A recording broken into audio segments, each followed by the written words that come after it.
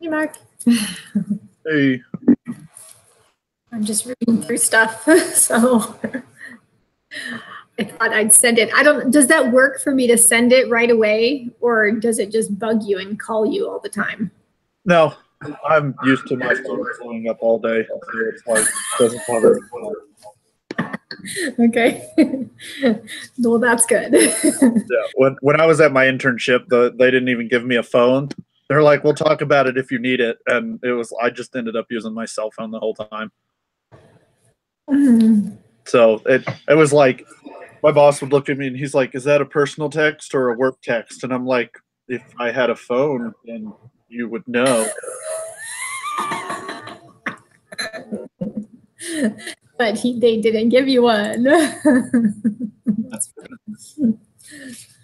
okay. Well, I'm assuming Jen will get on in a little while. So yeah, this will record for 8 hours, and it's recording, I assume, because it's YouTube stuff. So I don't know. This is my good side, so. Very good. I know, but I try and tell people I have a good side. You do. Well, look at that. All right. We have to make this a 2,000-word essay on 2 questions. What? I think that we probably, okay, because I was reading what he said. Your group should do 2,000, and we should answer the questions related to both cases. So I think we should add in more questions than just those 2 questions that they asked. I think we should go with the group discussion, not just the assignment, but the discussion. Okay. And because they have all kinds of questions in there. What's their business model, and what did we vote on, and what did we decide? Who voted positive, negative? I think we should just like narrate the entire thing. And because when I wrote my essay, I answered all the questions, took out the questions that he asked from my paper, and just pretty much played with that. Like that was my essay, was just answering the questions. And that ended up being about 1,000 words. So really, if we just answer the discussion questions on there, and then we make sure and answer those 2 questions at the end that they really wanted us to answer, I guess we'll see what Jennifer thinks. But is he really going to read the entire thing of like all 30 of us? I've gotten to the point where I'm pretty confident that my teachers don't read any of my papers because I've had quite a few that were just BS based. And I got A's on them. I'm like, okay.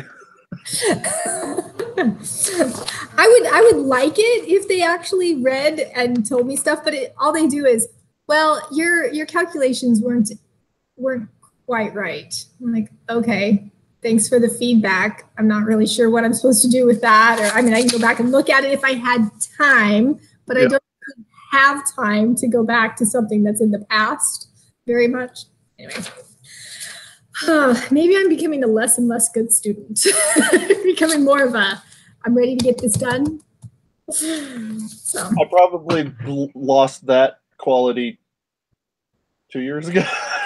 2 years ago. 6 years ago, yeah, when I started college. Thanks, John. That's helpful. No, it just got to the point where I've read so many case studies and reports. It's like half the time I just skim through the case study and it's like, okay, I've got the gist of it. What are the questions? Mm-hmm. Well, it just takes so much time. Okay, so the very first, the drop box case, at the bottom of it, he said this would take you a little bit longer because it's your first case, so it'll take about 2 to 3 hours to do this. Can I just say that 2 to 3 hours is like a short amount of time for me to go over all the stuff that they're talking about for a case study? Mm-hmm. If you want to know what they're talking about and try to understand these terms that they throw at me and that kind of stuff, if that's the long version, then I'm gonna have to start timing myself, and I'm only gonna spend 3 hours on each case, period. Yep. I don't have time for anything else than 3 hours. Anyway, my little complaining. Yeah, I usually every semester I sit down with professors and I go, You do realize you're not the only teacher that I'm taking, right? And it seems like every first week, every class, they turn around and go, you know, the school's requirements is that you spend 3 to 4 hours for every credit hour of the course. And I'm like, if you add all of those credit hours up when you're taking 12 to 15 classes, you don't have enough hours in the week. You need 8 hours of sleep. Take your 8 out of your 24. Then let's take like 3 or 4 out for food. And then take 2 more hours out because we're human and we have to do laundry and chores and go get groceries. And I'm like, there's not enough hours in the week, people. You can't actually do what they say. Yeah. So, and I'm only taking 7 credits this semester, but I have a family. I have like 4 kids that I run around and do stuff with, and concerts last night, and try to get my dishwasher fixed yesterday, and, you know, just stuff. Mm-hmm. And the world doesn't stop turning. Nope. But my dishes pile up really high if mom's not on their case to do it. So that sounds like our place. 6 roommates and nobody knows how to do dishes. No, 3 of us. Okay, 3 of us know how to do dishes. You guys are busy. You're full-time students. Do you have a job too? No, this time around, when I came back from my bachelor's, I decided not to work and do school. So I'm just going into debt. Okay. Well, it's taking all your time, huh? Trying to get it done. So that works. BYU Idaho isn't that expensive debt-wise, like some of them. It is when it comes to the economy. Like the Walmart here is marked up $2 to $3 on everything. Yeah, like a crate of eggs. When I was at my internship on the other side of the state was $3 for like 60 eggs. It's almost $6 here. Wow. Sorry, I'm just okay. This is my conscience. Probably your conscience is better than your voice. Probably. But yeah, so when I go grocery shopping at my internship, $50 would keep me, you know, fed for the week. Here it'll cost me $100 to buy the same thing. Wow. Okay. Well, hope you get a good job when you get out. Yep, I've, you know, been scrounging a little ramen here and there, but little ramen. Dude, we're talking about jambalaya for Sunday. I know I'm being bad this Sunday. I want good food. I'm cooking good food. Oh, that's funny. Well, enjoy, because you're at the time of your life with a bunch of roommates and going to school. It only gets more fun. It was hard coming back. I was like, I really liked making money. You are close, though. You said this is your last semester? No, I've got one more after this. So in the fall, too, as soon as you finish the fall? Yeah, you're close. I'm super close. It's like my Christmas present to myself is I don't have to do school anymore. Yeah, you'll be done. So where do you want to live? What do you want to do? I think I'm going to see where work takes me. My old internship that I just got off of is interested in bringing me back as they're looking to expand, and they want to bring me in as a purchasing manager. Okay. A while back, Toyota was interested in me, but they didn't have an internship available for me. They were looking for mechanics, and I was kind of an oddball being a business mechanic because I have an associate's in mechanics. Oh, really? Interesting. So they were like, you would be great for corporate on the service side. And I've had a couple other businesses that have been interested in me for that. And okay. I got to touch base with all of them again and go, guess what? I'm within a year of graduating. Now we can talk business. Perfect. Oh. Yeah, what I want to do. I just liked being in school.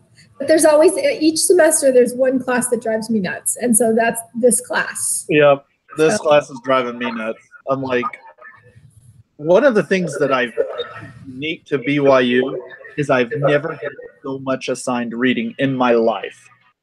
Yeah. I've been at A&M I've been at Oklahoma State University, and then I transferred out here, and I'm like, I go to these other two colleges, and they're like, you have 3 reports. That's your grade for the semester. Good luck. Wow, really? And this almost feels like high school again, where it's like I have homework every day, and read this and do that, and answer these questions, and write this essay. And I'm like, it's almost like high school steroids. Oh, it's worse than high school, because my kids say, you do homework all the time, Mom. You're always doing homework. And they're right. Like, honestly, I bring it to concerts. I go everything. I'm always on my computer doing homework. Unless I'm making them dinner, because they say we're tired of ramen noodles and macaroni and cheese. We need something to eat. That's my entire diet. I'm just prepping them for college, right? Like, yep. Be on your own, figure it out. I'm busy. I have assignments due tonight. Yeah. I used to volunteer with the school, and I had to give it up because it was affecting my grades, and I wasn't getting assignments in.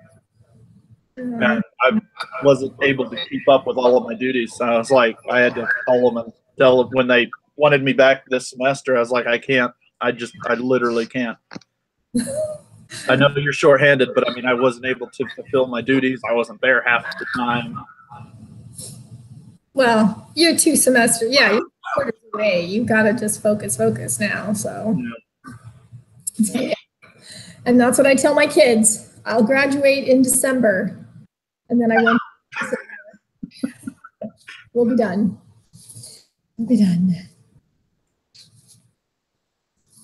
So that is one of the ways he did say.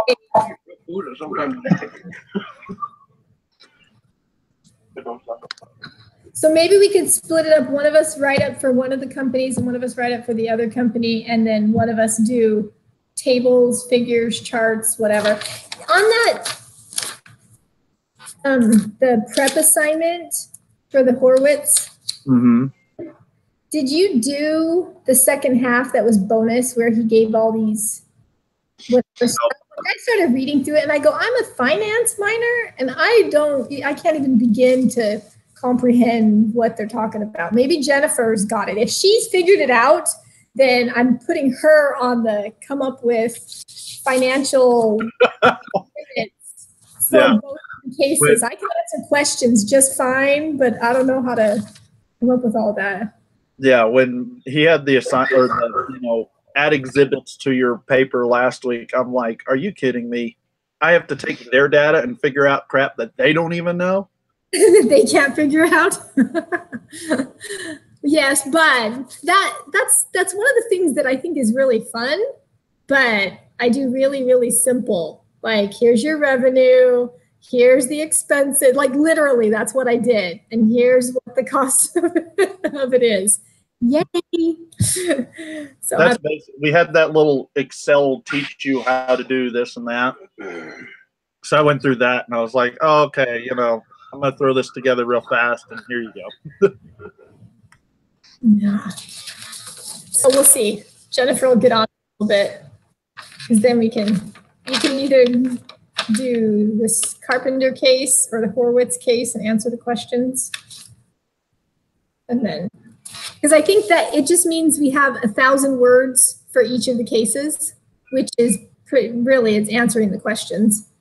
Yeah. And then just make sure we have that.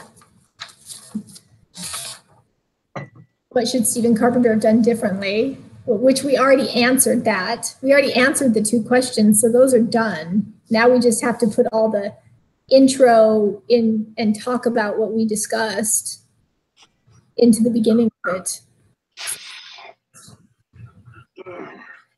Jennifer seems like she might have a finance angle picking up on it quicker.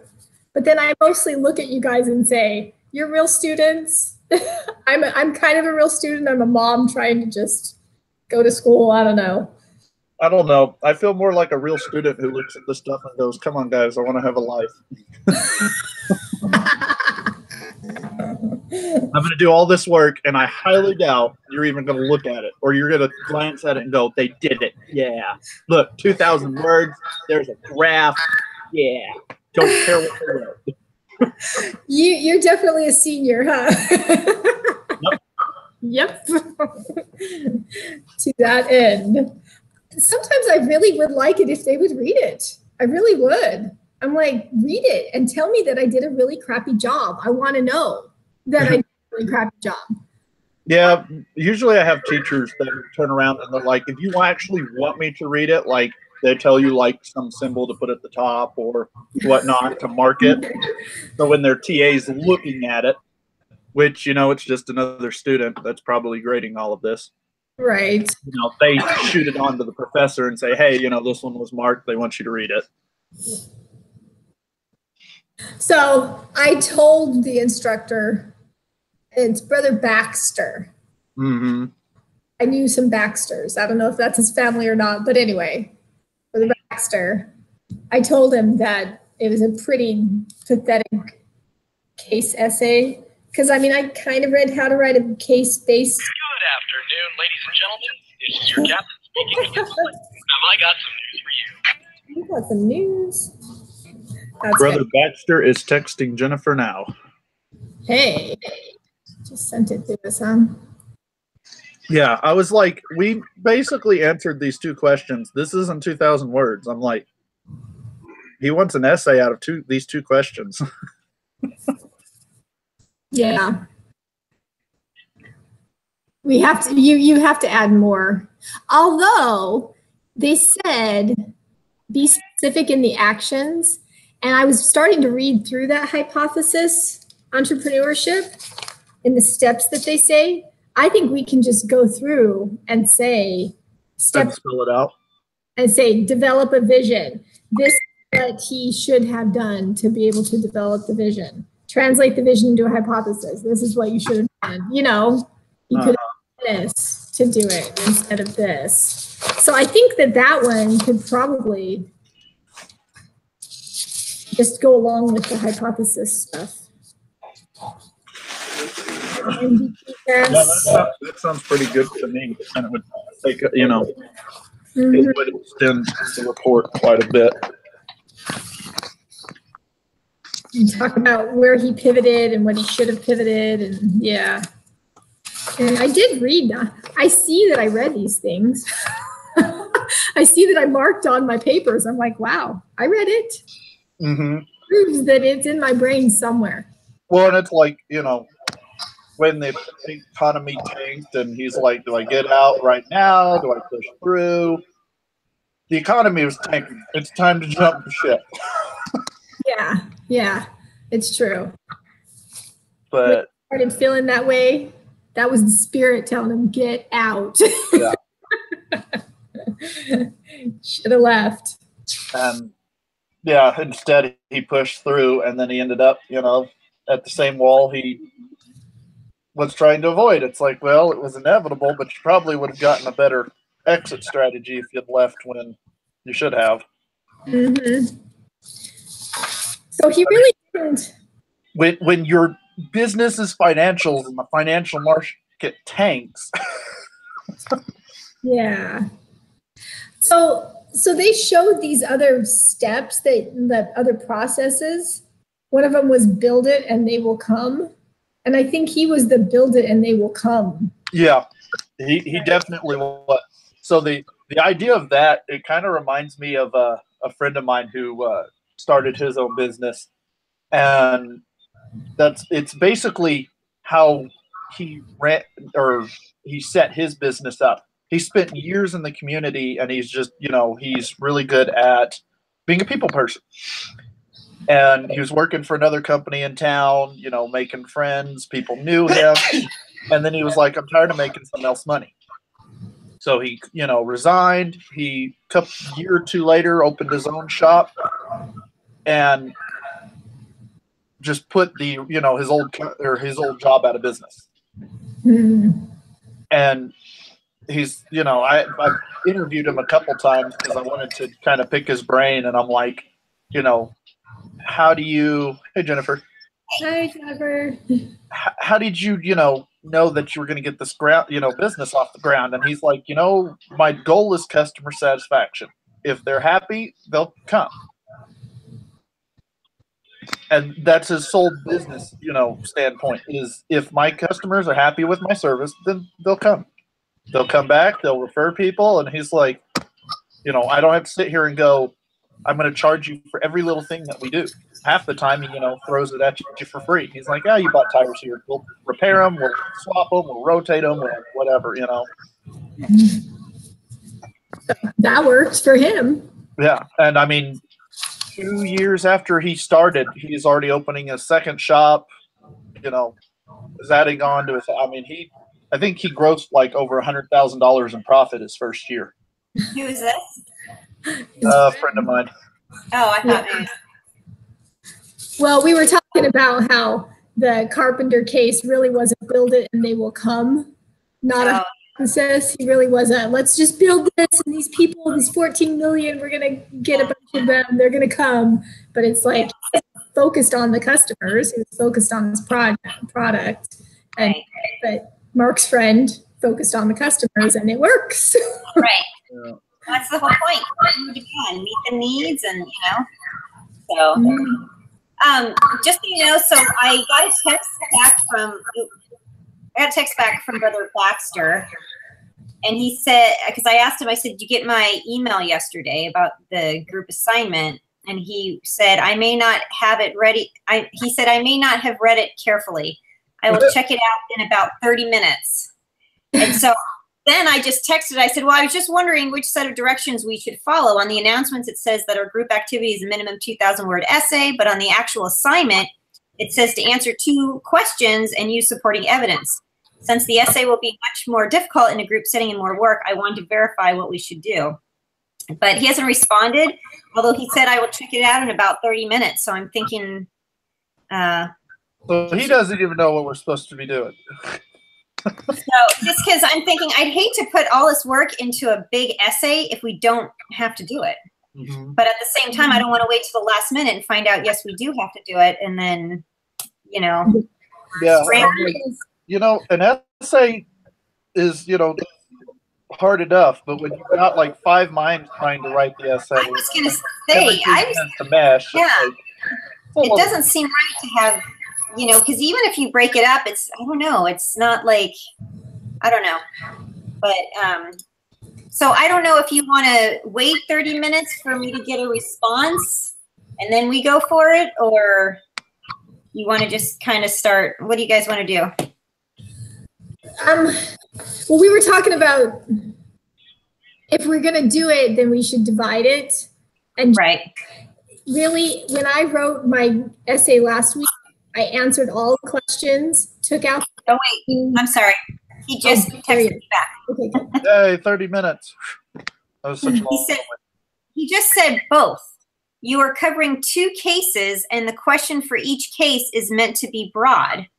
Roughly 1,000 words per case, answering the question for each case and providing supporting evidence. But that's not what it showed on there. But no, but so let me basically saying you have these 2 questions, answer them, and make it 2,000 words. So 1,000 words per case is what he's saying here. Yeah. Okay. Okay. So let's. I was looking at the Carpenter case, and if we think he's a hypothesis-driven, and they ask us what should he have done differently, then I think we just need to go through the steps of a hypothesis-driven and just say, here's the step, developing the vision. This is how he should have developed the vision. Here's step 2, translating the vision into a hypothesis. This is how he should have. So I think for that one, I think we can make it 1,000 words pretty easily by going through each of those steps and just kind of making it that way. For the Horowitz one, should it double its assets? And we said, no, they shouldn't. So then that one's going to be harder if we don't actually kind of go through and outline what they did and why it's so good, which is kind of how we answered the question online. We'd already kind of been saying, they already have this, they worked it this way, and this is so good, and this is good, and this is good. So don't change it, keep going. And so I think we just have to expand on almost looking at the same thing. Maybe they develop their vision so well. Maybe we can use the hypothesis for both, and just expand them that way. Yeah. Okay. Make any sense? Yeah. We could also add in for the Horowitz one, since we're supposed to read Beating the Odds. No, that was for Carpenter, huh? Because I haven't really like applied any of that article, Beating the Odds when you launch a new venture, into any of these. So, Okay. Sorry, I was pulling all this up to make sure, I was a little confused. So, okay, so it's 2 questions. The first question is Stephen Carpenter, that's supposed to be 1,000 words, and the second is, okay, and I see what you were saying. You said for the first one, we can do the hypothesis-driven approach, get 1,000 words out of that, and then the second one, you were saying, because we decided no, and you were saying, no, don't rapidly expand. So then we have to explain why not. So I think we should go over how he started his business, how well he approached it, and what he was doing right. And then we can say, and so if he tries to go out, that would be wrong. Let's not do it that way. And so that one will have to be expanded something like that. Make it, because right now, how many words? What was the instead of the hypothesis-driven approach? What did we say he was using? I went blank. So build it, they will come. Build it, yeah. Yeah, I really think that's. I mean, because I've been starting to read that hypothesis again, so you brought it up, and we're supposed to go over it. It says to look at it, and I really think he was like a build it and they will come. Like, I'm making this amazing thing that's going to be the new index for everything. And so we'll just get this made and then everybody's going to be so happy. And it didn't work out that way. So to split this up, there's 3 of us. There's 2 questions, because I have no problem just taking a question and doing it. But then I don't know how you divide this up into 3. Well, here's my idea is I'm wondering if you, because you're the finance angle, I am too, but I don't really understand it yet. But I'm wondering, did you do that second half of the Horowitz question, which was bonus? Look at all these calculation-y type stuff. Have you done any exhibit-y, that kind of stuff for? No. I didn't do. None of us have done exhibits. Well, I did. You mean for the last essay, I had an exhibit. Is that what but for this one, I didn't do anything because I didn't feel we should be expanding. So I don't, I mean. Because that's one of the things he wants us to do is he wants us to show some quantitative analysis, tables, figures, charts, or other exhibits. So to help us get credit for these assignments. So one of us can take that. So I can take that, or you can take that. And then the other 2 write Carpenter and Horowitz. There's only 3 of us. Those are the 3 areas he wanted. Okay. You know what? I'll go ahead and figure out the calculations. I'll just have to go through it. Do that? Yeah. I mean, if that works for everyone else. I'm sitting here editing on Stephen Carpenter as I'm listening. Okay. So someone else do the hypothesis-driven approach, talking with Stephen Carpenter. And then I'm just going to show exhibits that's going to support the case that they shouldn't expand. Oh, I need to do it for Stephen Carpenter as well? Yeah. So you'll come up with something for both. I don't think it has to be like extensive or anything. It just needs some exhibits, some figures, some charts, everything else you've come up with. Okay, I'll start working on that now. Okay. And I might not. I'm going to have to probably, instead of putting that on that shared document, I'm just going to have to do it on my own document, and then I can just either maybe email it to whoever's. You're submitting it? I'll turn it in. I'll turn in the whole thing. Okay. So, all right. Email what you have done, and then I'll stick it in the document with it. So, Mark, what do you want to do? Which case are you the most interested in and want to try to answer? I mean, at this point, I'm sitting here adding to Stephen Carpenter. I just, it was kind of shorter than the Anderson case. So. Okay, so then you want want to just take the, do you want to find the hypothesis and go over each of the steps with the Carpenter? Yeah, I can.